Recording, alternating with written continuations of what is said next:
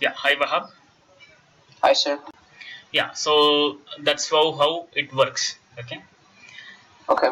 Yeah. So now there are two breaks in these functions. Okay. I mean, as if you look at the geometrical part of it. Okay. Okay. One thing is called the linear functions, and the other one is called non-linear functions. So linear is very simple. The graph of those functions those functions whose graphs are a straight line. Okay, that's called linear functions. So this one example 3x plus 2 that I have given here is a linear functions. How can you identify that? It's pretty simple. You just look at the power of x. Okay, the degree of x. Okay, that is 1 here.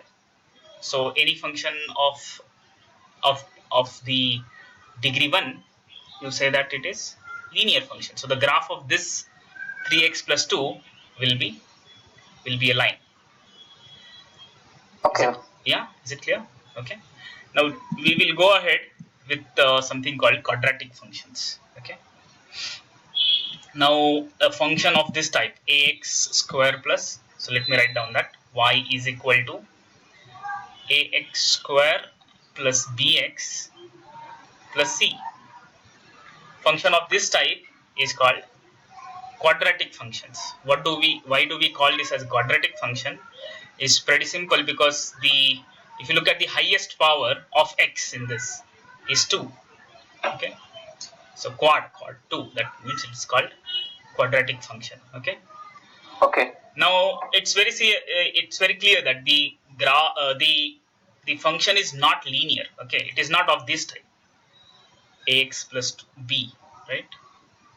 So the graph will not be a line. That's pretty clear. Is that fine? Yeah. Yeah. So how will it look like? It is called the parabola. The smooth curve will be a parabolic type. Okay.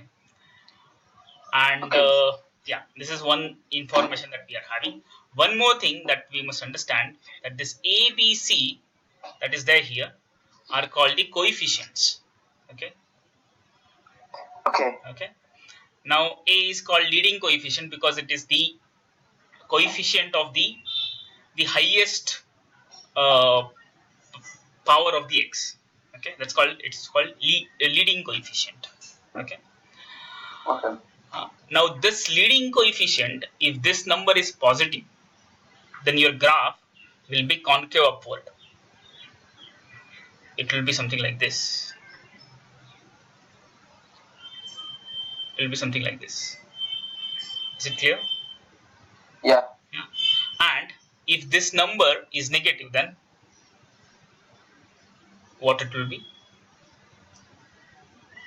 If the number is negative. Negative, then it will be the reverse way. It's called concave downward. Okay. So it will be something like this. Okay. Is it clear? Yes. Yeah? It will be something like this. So these two things that we must understand. And now it is not a line, so we may have to have few more points to have this smooth curve. Is that fine? Okay. Now, Okay.